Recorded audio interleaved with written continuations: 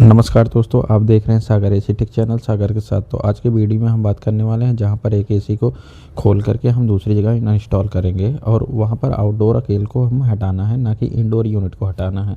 तो सबसे पहले हम आउटडोर यूनिट को हटाते हैं, जहाँ पर हम पंप डाउन प्रोसेस कर करके उसको गैस को स्टोर करेंगे। स्टोर करने के लिए सबसे पहले हमें एलन की स्लाइड रेंच, इन सारी चीज़ों की ज़रूरत होगी। तो हमने स्लाइड रेंच को अपने पास ला करके जिससे हम डेड नट को खोलते हैं। तो दोनों डेड नट को खोलते हैं और खोलने के बाद उसके हम उसमें देखते हैं कि लीकेज वगैरह तो नहीं कर रहा है। फिर एलएनकी से हम क्या करते हैं, सबसे पहले डिस्चार्ज लाइन को बंद कर देते हैं और फिर कुछ देर एसी को चलने के बाद उसके बाद हम सक्शन लाइन को भी बंद करते हैं, जहाँ पर हमें से नट ज़्यादा टाइट होने की वजह से टाइट नहीं हो रहा था। फिर उसके बाद हम उसे बंद करते हैं और फिर उसके बाद हम केबल को भी खोल करके अलग करते हैं। तो केबल को हम अपने ड्रिल मशीन से केबल के यूनिट वायरों को अलग करते हैं। तो एक एक करके जहाँ पर हम रनिंग, स्टार्टिंग और फेस, न्यूट्रल, कम्युनिकेशन, ये सारे वायर को अलग करते हैं। तो एक एक करके जहाँ पर पेज को अपने हम खुलते नहीं हैं आसानी से, तो हम उनको ढीले करके पेज को बाहर निकाल लेते हैं। तो दोस्तों उसके बाद हम पाइप को सीधा करते हैं और पाइप को सीधा करने के बाद हम उसको बाहर निकाल देते हैं। पाइप लेकिन बाहर सीधा नहीं हो रहा है, तो उसके बाद हम उसमें किसी तरह सीधा करते हैं और उसको बाहर कर देते हैं। और फिर स्टैंड वगैरह को हम होल करते हैं, जहाँ पर ड्रिल मशीन से होल करने के बाद हम उसके अंदर गिट्टी वगैरह टाइट करते हैं और स्टैंड को फास्टनर के थ्रू हम उसको अच्छे से टाइट कर देते हैं दीवार में। टाइट करने के बाद हम दोस्तों आगे की तरफ बढ़ते हैं, जहाँ पर के दूसरी तरफ का भी स्टैंड को हम फास्टनर और बिट पे टाइट करते हैं। और उसी तरह टाइट करने के बाद हम आउटडोर यूनिट को रख लेते हैं और पाइप अच्छे से सक्शन और डिस्चार्ज के एक उसको सेंटर में लाते हैं और फिर उनके फ्लेयर नट को प्रॉपर तरीके से करके हम टाइट करते हैं। तो जहाँ पर हम देख रहे हैं कि डिस्चार्ज पाइप को अच्छे से हम टाइट कर दे रहे हैं, वहीं पर हम सक्शन पाइप को बैंड करते हैं और बैंड करके एकदम सिंपल तरीके से उसको भी हम टाइट करते हैं उसी जगह पर। तो हम देखते हैं कि जहाँ पर सक्शन पाइप अच्छे से नहीं बैंड हो रहा है, तो उसके अंदर हम स्प्रिंग वायर डालते हैं।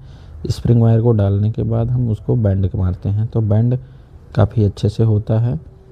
बैंड करने के बाद हम उसको फिर से उसी जगह पर टाइट कर देते हैं, जहाँ पर हम अपने एसी को कम से कम नीचे से ग्राउंड फ्लोर से 1.5 फीट ऊपर लगाते हैं।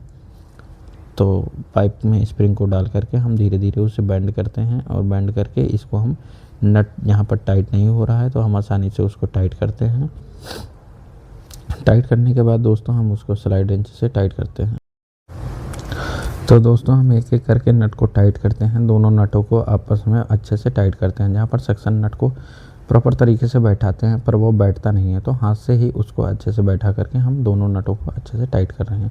उसके बाद हम पाइप को सेट करते हैं कि पाइप एक अच्छे सेंटर में दिखे, जहाँ पर दूर से देखने पर वो स्मूथ और अच्छा लगे।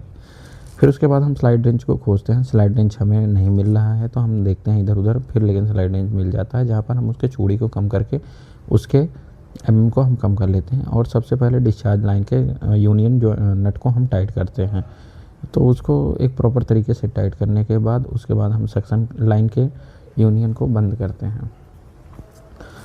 तो एक दो बार उसको घुमाने पर वो अच्छे से टाइट हो जाता है। फिर उसके बाद हम दोस्तों इसका प्रॉपर तरीके से टाइट करते हैं, जहाँ पर हमारा स्पैनर बार बार स्लिप कर जाता है, तो हम उसको और अच्छे से और कम एमएम पर कर करके उसको अच्छे से टाइट करते हैं। टाइट करने के बाद हम उसको देखते हैं, पाइप को जो इधर उधर बैंड हो रहता है उसको हम 90 डिग्री पर अच्छे से बैंड करके एक अच्छा से करते हैं। फिर उसके बाद हम अपने हैमर मशीन से अपने वार्निंग बोर्ड को खोलते हैं, जहाँ पर हमें वायर वगैरह लगाने होते हैं।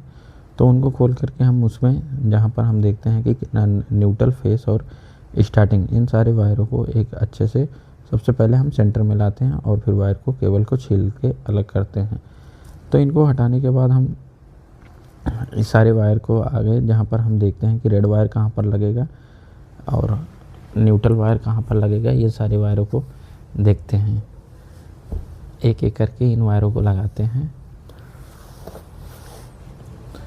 तो रेड वायर जो लगाते हैं सबसे पहले हम लाल पे या लाइन पे लगाते हैं, वहीं पर न्यूट्रल वायर न्यूट्रल पे लगाते हैं और 3 नंबर वायर जो हमारा होता है वो हमेशा येलो होता है। तो 4 नंबर अंदर इंडोर में हम अर्थिंग पर लगाते हैं, वहीं बाहर हम उसको ग्राउंड बॉडी के किसी भी एक पेज पर हम उसको ग्राउंड दे देते हैं। तो इन नटों को टाइट करने पेज को टाइट करने के बाद हम वार्निंग बॉक्स को अच्छे से लगा करके पेज को टाइट कर देते हैं। पेज को टाइट करने के बाद हम लीकेज वगैरह को भी टेस्ट करते हैं। तो आगे चलिए हम आपको लीकेज टेस्ट करके दिखाते हैं।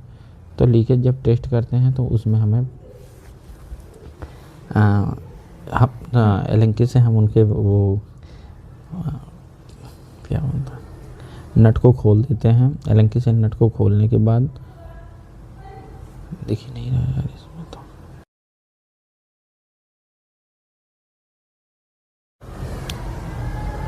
अब दोस्तों हम अपनी एलेंकी से उनके नट को खोलते हैं। नट को खोल करके थोड़ी सी गैस को रिलीज करते हैं जिससे हमें लीकेज वगैरह को पता चल सके। तो हम इनके एक एक करके यूनियन जॉइंट और जहाँ पर हम नट को टाइट करते हैं वहाँ पर लीकेज को टेस्ट करते हैं। जहाँ पर हमें आगे की तरफ देखते हैं कि लीकेज तो हमें नहीं मिल रहा है सबसे पहले डिस्चार्ज लाइन पर, लेकिन वहीं पर हम देखते हैं कि हाफ की लाइन पर हमें लीकेज के बुलबुले ये बड़े बड़े दिखने लगते हैं। तो हमें पता चल जाता है कि यहाँ से लीकेज है।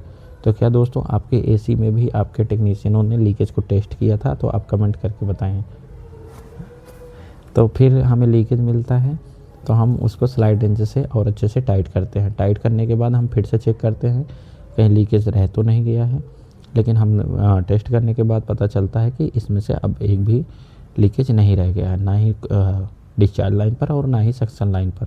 तो हम इनको प्रॉपर तरीके से सेट करने के बाद इनके पाइप वगैरह और टेपिंग कर देते हैं जहाँ पर, और उसके बाद स्लाइड नीचे दोनों लगा करके और अच्छे से इसे बैठा देते हैं।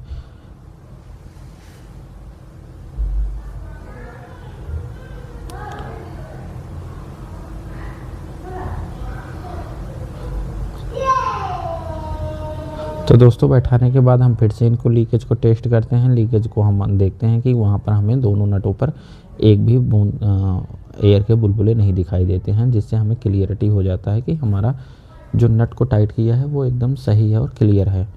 फिर उसके बाद हम दोस्तों आगे की तरफ काम को बढ़ाते हैं, जहाँ पर हम इनके डेड नट वगैरह को सब चीज़ों को टाइट करते हैं और गैस को रिलीज कर देते हैं। तो सबसे पहले हम सक्शन लाइन के गैस को रिलीज करते हैं और उसके बाद हम डिस्चार्ज को रिलीज कर देते हैं।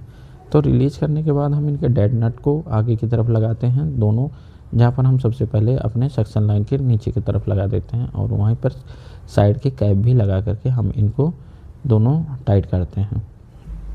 उसके बाद हम इंडोर यूनियन पर हम लीकेज को टेस्ट करते हैं, जहाँ पर वहाँ पे भी हमें कोई